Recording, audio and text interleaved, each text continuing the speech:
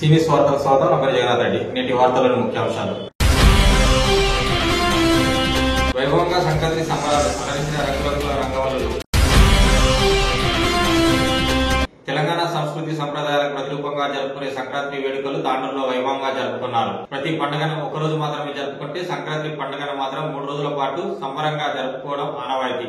భోగి, సంక్రాంతి, కనుమ 3 రోజుల పాటు సంక్రాంతి సంబరాలు కొనసాగుతాయి. ప్రతి సంవత్సరం మాదిరిగానే ఈ సంవత్సరం కూడా సంక్రాంతి సంబరాలు అంబరాన్ని అంటేలా అత్యంత వైభవంగా జరుపుకున్నారు. తెల్లవారక ముందే మహిళలు, ఆడపడుచులు, చిన్నారులు ఇంటి ముందు రంగురంగుల రంగవల్లులతో, ముచ్చటైన బొమ్మలతో తమ భోగిలను అందంగా అలంకరించారు. గంగిరెద్దుల ఆట, హరిదాసుల పాటలతో సంక్రాంతి సందడి మొదలైంది. మహిళలు ఇంటి ముందు రంగురంగుల రంగవల్లులతో సుందరంగా అలంకరించారు. చిన్నారులు, యువకులు ఏమాత్రం తేడా లేకుండా మేడలపై నుంచి గాలిపటాలను ఎగురవేస్తూ ఆకాశంలో హరివిలను పంచారు. ప్రతి ఇంటా సంక్రాంతి సందడి సంబరంగా కొనసాగింది.